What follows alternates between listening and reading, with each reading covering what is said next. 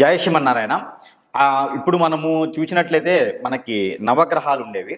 నవగ్రహాల్లో ముఖ్యమైనది ఏంటంటే రవి. అలానే అన్ని గ్రహాలు కూడా ముఖ్యమైనవే. ఒక్కొక్కరి జాతకంలో ఒక్కోలా ఉంటుందన్నమాట. అంటే ఒక్కొక్కరి హరస్కోప్ ప్రకారంగా వారి వారి నక్షత్రాల ప్రకారంగా ఆ గ్రహాల పరిమితి అనేది ఒకటి ఉంటుంది. ఆ గ్రహాల దృష్టి అనేది ఒకటి ఉంటుంది. ఆ గ్రహాల ఒక దృష్టి అనేది మనకి చెడు దృష్ట్యా మంచి దృష్ట్యా అది ఏ స్థానంలో ఉంటే మనకి శుభం అశుభం జరుగుతుందనేది ఒకసారి మనం చూద్దాం. అలానే మనకి రాణించేటువంటి దశలు అంతర్దశలు కూడా చాలా ముఖ్యమండి. ఈ దశలు అంతర్దశలు కూడా ఎంత ముఖ్యమంటే మనకిప్పుడు సపోజ్ ఇప్పుడు ఒక రాశి తీసుకున్నాం అనుకోండి. ఆ రాశిలో మనకి నడిచేటువంటి గ్రహాల రీత్యా దశలు ఉంటాయి. ఈ దశలు అంతర్దశలు ఎలా అయితే మనం చూస్తామో దాని తగ్గట్టుగా మనకు ఉన్నటువంటి నక్షత్రాన్ని కూడా మనం చూసుకోవాల్సి వస్తుంది. ఈ నక్షత్రము, ఈ దశ, అంతర్దశ ఇవన్నీ చూసుకోవడం వల్లనే మనము చేయాల్సినటువంటి పనులు కావచ్చు, కార్యాచరణ కావచ్చు, అలానే జాబ్ పర్పస్ కావచ్చు, ఇలాంటి చాలా ఒకటి కూడా మనకి సంబంధాలు కానీ, పెళ్ళిళ్ళు కానీ, గృహయోగం కానీ ఇలాంటివన్నీ కూడా మనకి ఈ గ్రహాల రీత్యా మనకి తెలుసుకునేదానికి ఆస్కారం ఉంటుందన్నమాట. అయితే ముఖ్యంగా ఇందులో ద్వాదశ రాశుల్లో ముఖ్యమైనటువంటిది ఏంటంటే మొదటి రాశి మేషరాశి. ఈ మేషరాశి వాళ్ళకి ముఖ్యంగా మనకి ఏంటంటే గ్రహాలన్నీ 9 గ్రహాల్లోనూ ఛాయాగ్రహాలు 2 ఇవన్నీ కూడా కలుపుకున్న 11 గ్రహాల్లో మనం తీసుకునేటువంటి హిందూ ధర్మ ప్రకారంగా, హిందూ ఒక సాంప్రదాయ ప్రకారంగా, హిందూ నైమితిక ప్రకారంగా తీసుకునేది మనకి ఏంటంటే 9 గ్రహాలు తీసుకుంటాం అనమాట. దాంట్లో ముఖ్యమైనది రవి. అలానే అన్ని గ్రహాల కల్లా ఇంకా ముఖ్యమైనది శని భగవానుడు. ప్రతి ఒక్క జీవితంలో కూడా ఈ శని భగవానుడి యొక్క కృప వల్ల కావచ్చు, అశుభ దృష్టి వల్ల కావచ్చు, మనిషి జీవితం అనేది ఆధారపడి ఉంటుంది. మనిషి జీవితం ఎంతవరకు కొనసాగుతుంది, ఎప్పుడు ఎలాంటి పరిమాణాలు, ఎలాంటి పరిజ్ఞానాలు వస్తాయి అనేది ఈ యొక్క శని భగవానుడి యొక్క వల్ల కూడా మనము తెలియజేసుకొని చూడవచ్చు అనమాట. మనిషిలో అశేష ధనాదాయం కానివ్వండి, అశేష వస్త్రాదాయం కానివ్వండి, అశేష పేరు ప్రఖ్యాత కానివ్వండి, ఈ యొక్క శని భగవానుడి యొక్క కృప వల్లే మనకి వచ్చేదానికి కనిపిస్తుంది. కాబట్టి ముందుగా మేషరాశిని మనము పరిశీలిద్దాము. అయితే ఇప్పుడు మనకి ద్వాదశ రాశుల్లో సింహరాశి మీద ఈ శని భగవాను యొక్క కృప ఎలా ఉంటుందనేది ఒకసారి మనము పరిశీలిద్దాము. అయితే ఈ శని భగవానుడు అనేది ఇప్పుడు ఉన్నటువంటి రాశి కుంభరాశి.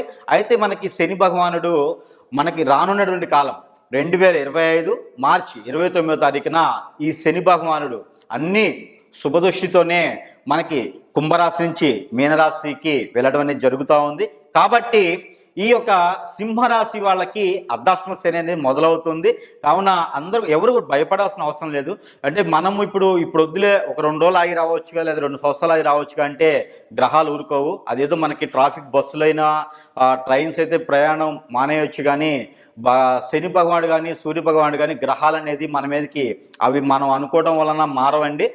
వాటి టైం ప్రకారంగా అవి మారుతూ ఉంటాయి. కావున వాటి వల్ల ఏమి ఇబ్బంది అయితే ఏమి ఉండదు.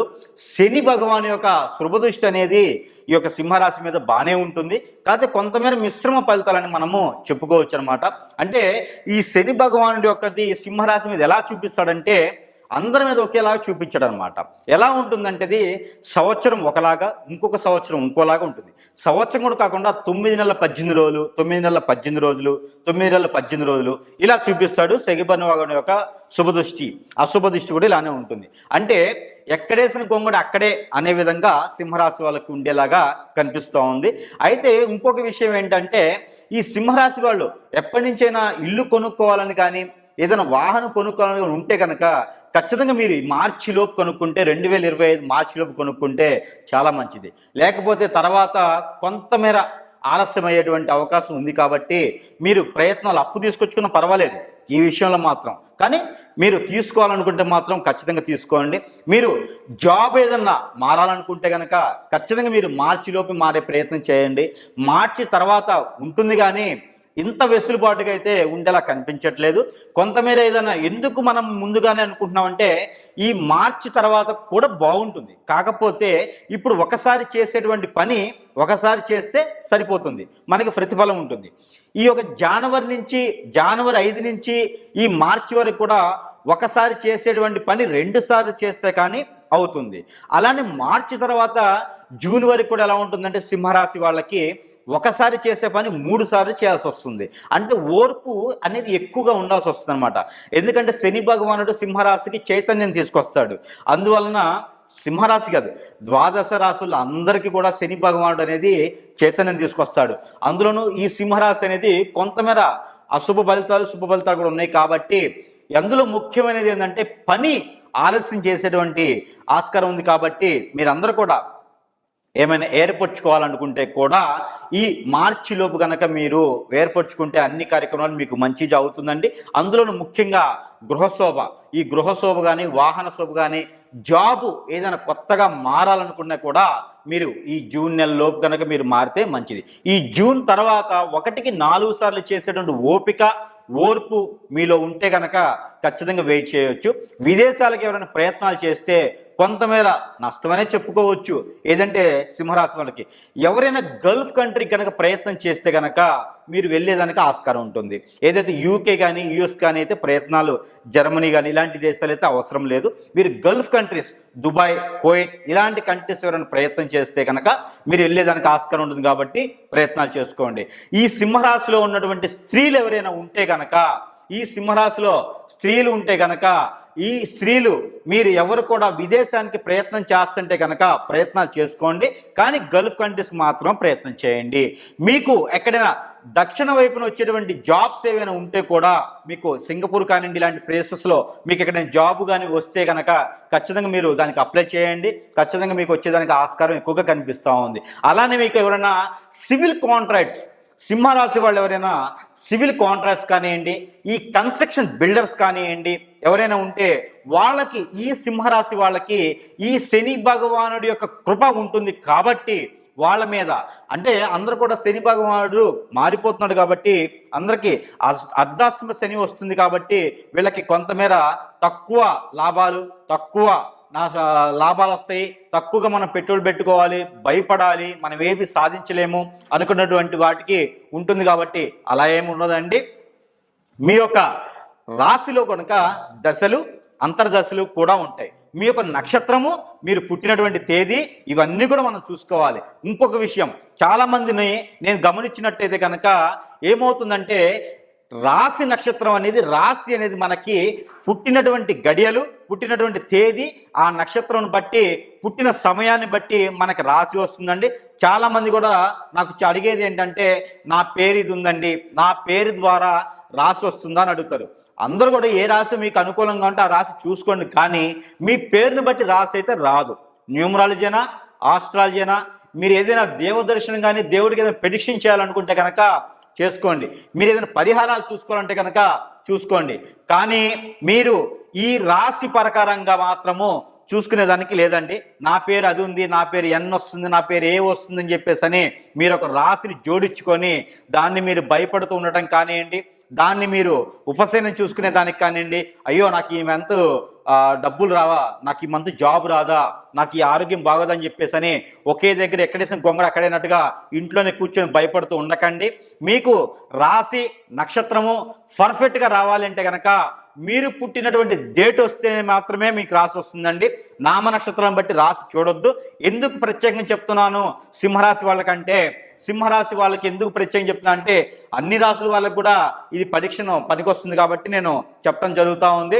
అయితే ముఖ్యంగా ఇంకొక విషయం ఏంటంటే ఈ సింహరాశి వాళ్ళు కనుక ఎవరైనా విదేశాలకు ఎలానే ప్రయత్నం చేస్తారో అలానే చేయండి. గల్ఫ్ కంట్రీస్కి మాత్రమే ప్రయత్నం చేయండి.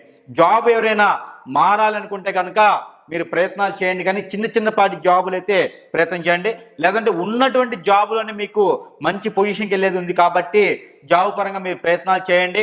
అయితే మీకు ఎక్కడైనా కనుక పేరెంట్స్ దూరంగా ఉండేసి, కుటుంబంలో ఉన్నటువంటి పెద్దలకు దూరంగా ఉండేసి సింహరాశి వాళ్ళు కనుక దూరంగా ఉన్నారనుకంటే కనుక మీరు పెద్దలకు దగ్గరగా ఉండేటువంటి ప్రయత్నాలు చేయండి. ఎందుకంటే సింహరాశి వాళ్ళు ఉన్నటువంటి ఇంట్లో ఏదైనా ఆరోగ్యరీత్యా సమస్యలు ఉండేటువంటి అవకాశం ఉంది. కాబట్టి వాళ్ళ పెద్దలకి, ఎవరైతే సింహరాశి వాళ్ళు ఉంటారో కొడుకు కావచ్చు, కూతురు కావచ్చు, ఆ సింహరాశి వాళ్ళకి కాకుండా వాళ్ళ ఇంట్లో ఉన్నటువంటి పెద్దవాళ్ళు ఎవరైతే ఉంటారో వాళ్ళకి ఆరోగ్యం కొంచెం ఇబ్బందికరంగా ఉంటుంది. కాబట్టి రానున్న కాలం ఈ 2.5 సంవత్సరానికి కూడా మీరు కొంచెం దగ్గరగా ఉంటే మరీ మంచిది.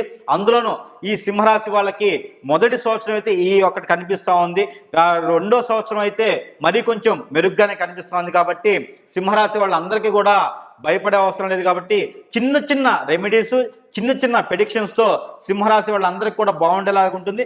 మరీ ముఖ్య విషయం ఏంటంటే సింహరాశి వాళ్ళు వేరే ఎవరికైనా సరే డబ్బు రుణం అనేది ఇవ్వకండి. ఈ సింహరాశి వాళ్ళు కనుక డబ్బు రుణం ఇచ్చినా అవి రావు, మళ్ళీ మీకు తగాదాలు అయ్యేటువంటి అవకాశం ఉంది. కాబట్టి గొడవలు పడేటువంటి అవకాశం ఉంది. కాబట్టి సింహరాశి వాళ్ళు ఎవరైతే ఉన్నారో వాళ్ళు కొంతమేర డబ్బు ఎవరికైనా ఇవ్వకుండా ఉండేదానికే మంచిది. ఎవరైనా ఇస్తే కనుక డబ్బులు అడగకుండా ఉండేదానికి ఇవ్వండి. అదే కానీ వడ్డీకి మాత్రం డబ్బులు అప్పు రుణం అయితే మాత్రం ఇవ్వద్దు ఎవరికి. అదే కనుక సింహరాశి వాళ్ళు ఎవరైనా పొలిటీషియన్స్గా ఉంటే కనుక వాళ్ళు కూడా కొంతమేర జాగ్రత్తగా వహించుకోవాలి. మీకు రాజకీయాలు మీ కింద మీకు తెలియకుండా మీ క్యాడర్లో రాజకీయాలు మీరు రాజకీయం చేస్తే మీ మీద రాజకీయాలు చేసేటువంటి ఆస్కారం ఉంటుంది. కాబట్టి మీ రాజకీయాల్లో ఉంటే కనుక మీ క్యాడర్ని మీ యొక్క పరిస్థితిని మీరు గమనించుకొని మీరు ఏం చేయాలనుకుంటారో మీరు మాత్రమే గైడెన్స్ తీసుకొని మీరు మాత్రమే చేసుకోండి. మీరు ఏం చేయాలనుకునేది ఎదుటి వాళ్ళకి తెలియకుండా, ఎదుటి వాళ్ళకి చెప్పకుండా మాత్రమే మీరు చేసుకోండి. అంతేగాని ఇంకొకళ్ళని నమ్మేటువంటి పరిస్థితులు సింహరాశి వాళ్ళు పెట్టుకోవద్దు. రానున్న రోజులు అన్నీ కూడా సింహరాశి వాళ్ళకి అది భరించదు, అది పనికిరాదు కూడా. అయితే ఈ సింహరాశి వాళ్ళ మీద నరదిష్టి కూడా చాలా ఎక్కువ ఉంటుందండి. ఈ నరదిష్టి పరిహారం కూడా మనము ఇప్పుడు చూద్దాము. ఈ సింహరాశి వాళ్ళందరూ కూడా ఎవరైతే ఉన్నారో ఈ శని భగవానుడు అర్ధాష్టమ శనిలో ఉన్నాడు కదా, రానున్న కాలంలో మనం ఏం చేయలేమేమో అని చెప్పేసి ఎక్కడేసిన కొంగడు అక్కడ కూర్చోకండి. అయితే అందరూ కూడా మంచి ప్రెడిక్షన్స్ చెప్తాను. ప్రెడిక్షన్ చెప్పాడు గురువు గారు, మనకంతా బాగుంటుందని కాదు. ఉపశయనం, మనకి ఏదైతే వేడి నీళ్ళకి చన్నీళ్ళు ఎలా అయితే తోడుంటుందో అలానే మనకి ఈ ప్రెడిక్షన్ చేసుకోవడం ద్వారా మీరు కొంతమేర బాగుండేదానికి ఆస్కారం ఉంటుంది. కాబట్టి అందరూ కూడా తప్పకుండా ఈ ప్రెడిక్షన్స్ అనేది చేసుకోండి. అయితే ఈ ప్రెడిక్షన్స్లో మొదటిది ఏంటంటే మనకి బయట పచారీ షాప్స్లో కానివ్వండి, పూజా సామాగ్రి షాప్లో అయినా మనకి జీడి గింజలని దొరుకుతాయండి. ఈ జీడి గింజలు ఒక 3 గింజలు తీసుకొనేసి మనకి ఎర్రని మొలతాడు ద్రాణం అని ఉంటుంది, లేదా మీకు దగ్గరలో ఉన్నటువంటి ఎర్రని దారం ఏదైతే ఉంటుందో ఆ దారానికి ఇవి గుచ్చేసి మనం చిన్నపిల్లలు ఎవరైనా సింహరాశిలో ఉంటే గనక ఈ 9 సంవత్సరాల లోపు గనక పిల్లలు ఎవరైనా సింహరాశిలో ఉంటే ఆడపిల్లలైనా మగపిల్లలైనా సరే వాళ్ళకి ఒక 3 గింజలు గనక వాళ్ళకి మెడలో కట్టినట్టయితే గనక నరదిష్టి స్వభావం కానీ నరదిష్టి ప్రభావం కానీ వీళ్ళ మీద ఉండేదానికి ఆస్కారం లేదు. అలానే పెద్దవాళ్ళైతే గనక అదే 2 గింజలు జీడి గింజలు కనుక వీళ్ళకి మొలతాల్లో కట్టుకున్నా కూడా, నడుముకి కట్టినా కూడా వీళ్ళకి మంచి ప్రయోజనం ఉంటుంది.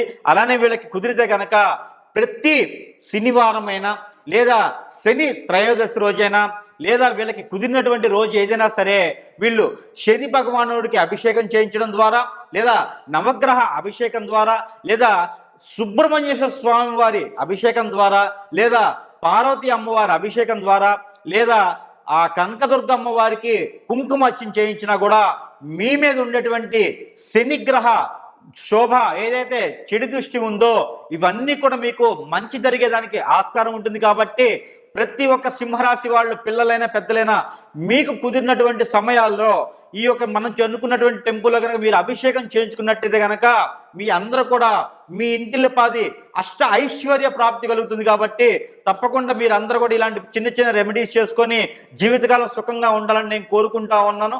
ఎవరు కూడా శని భగవాను మారుతున్నాడు కదా అని భయపడే అవసరం లేదు. జై శ్రీమన్నారాయణ.